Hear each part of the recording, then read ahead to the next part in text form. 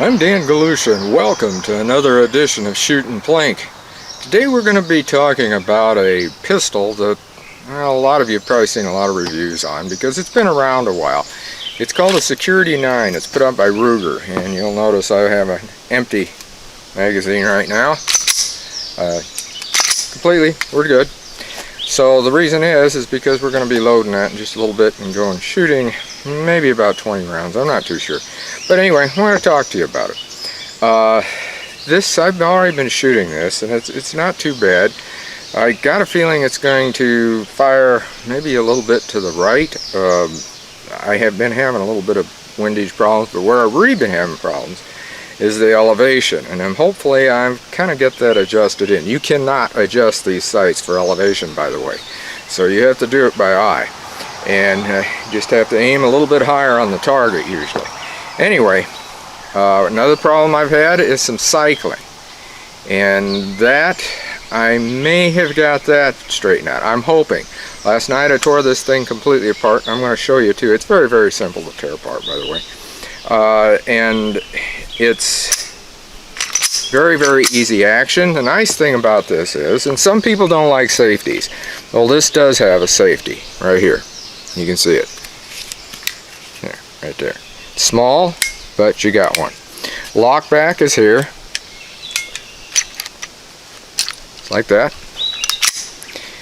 Like I said, very easy slide, so just about anybody can use it.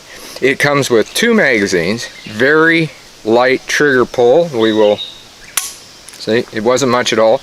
It's an internal hammer, as you can see right in here. As I said, it comes with 2 magazines. This little thing right here is a tear-down key. It just comes right on out of here, and it slides right off. And in fact, while we're talking about it, well, why don't we wait until I fire it? Then I'll take it apart. I'll show you how you do it. We're going to go over here to our ravine range, and what I'm going to fire at, I'm going to hang this up on one of my make it ring deals. This is a small silhouette. Now what we're hoping is that I'm going to be able to hit this back there, because I'm back in the boomies, as you know, anybody that's been watching, and then we've got this other area that we fire a little bit higher power, also our longer range. Where I've got to stand in the ravine right now, I'm probably going to be firing at this about 15 yards, I would say. So that's what we're going to do. Oh, I'm going to show you the sights too while I'm at it. They're very, very nice sights, as you can see. They got the target. Some of them call it a pro target, and that's what I use. I always call it a goal post when people say, well, what's that like? I said, kind of like a goal post without the bar on the bottom. And you should put that white dot right in between there. Well, we're going to see what I do with this thing. And like I said, I've worked on it. Hopefully it will cycle well. We're going to use Remington. Now, the other day I was firing some woof, and it worked great. Woof ammunition just went through this, no problem at all. The Remington, I had 6 to 8 jams out of 20 rounds. Today, that's all I'm going to use is Remington, and we're going to see. That's why I said I'm probably going to fire about 20 rounds. So let's take the target over, hang it up, and do some shooting.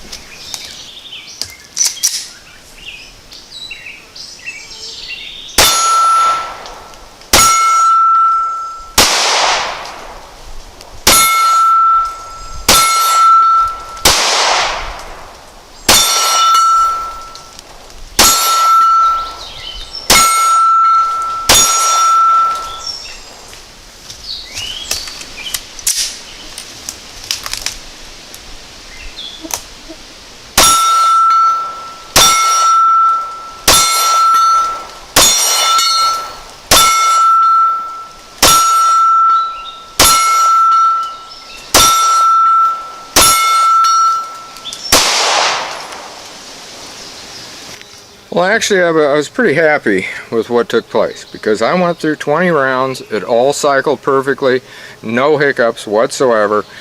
So I was happy with that. I'm using the same magazines as before, and I'm sure I did. I've got several magazines, and that can be a problem. It can be a problem with magazines. It can be a problem with ammunition. Either one. and I opened a new box of the range ammunition, the Remington range, and I was using that. So I don't think there was any, in fact I might have even had some of the old mixed in with it. I didn't have too much, but here's the target, and you may have seen it fairly decently, I don't know.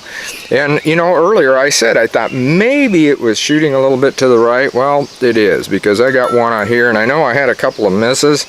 I got a feeling that those misses came over here, because I had to pull it back to get this, but most of them, that's not too bad of a grouping actually.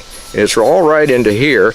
That center mass, that's what I was shooting at, is center mass. That's what I always do, from 15 yards. And normally you shoot 5, 7, and 10 yards. That's your qualifications if you're going to be out and qualifying for your CCW.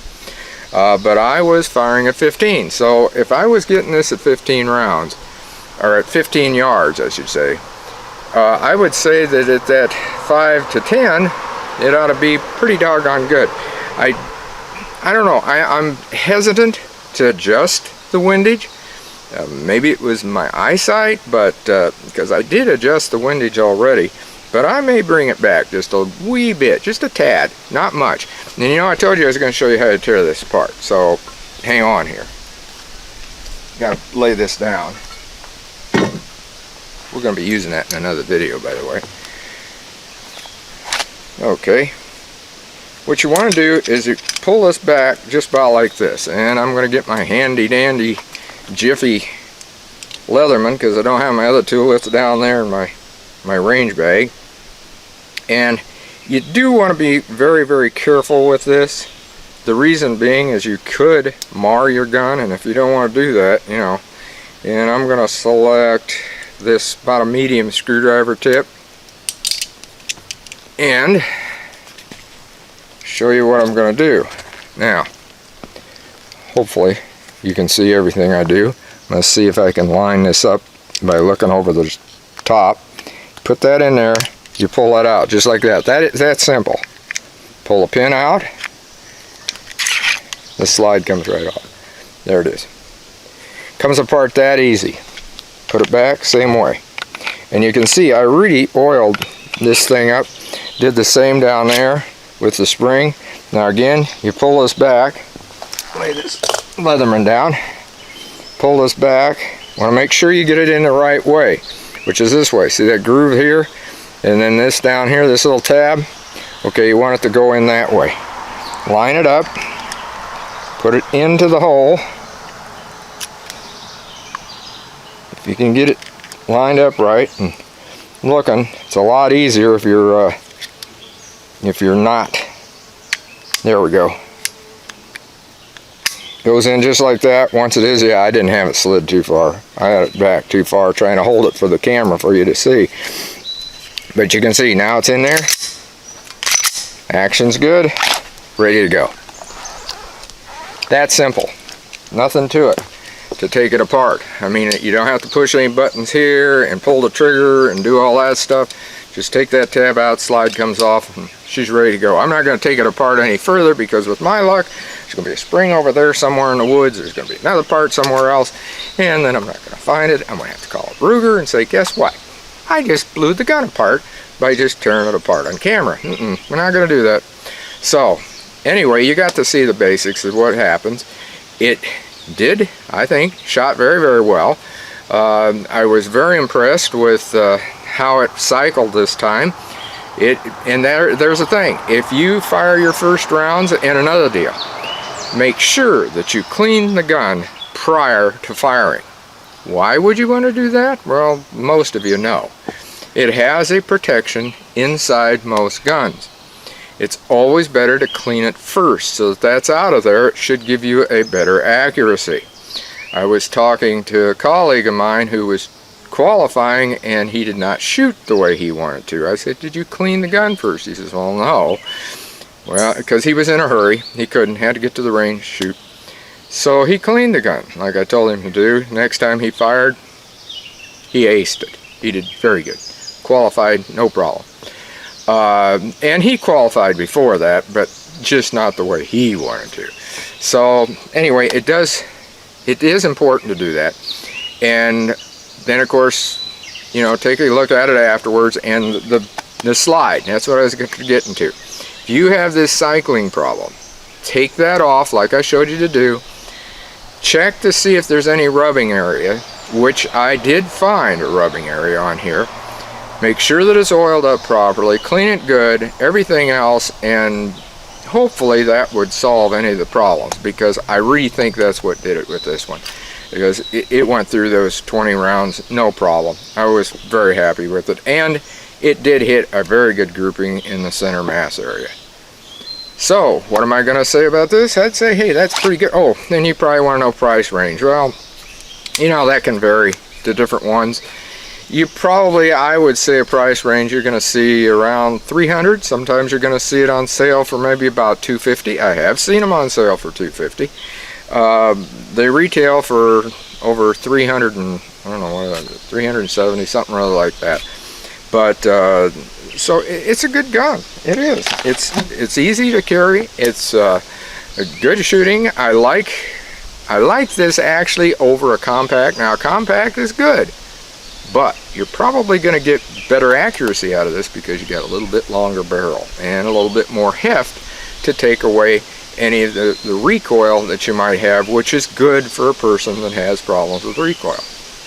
So until next time, shoot safe and have a great day of plinking.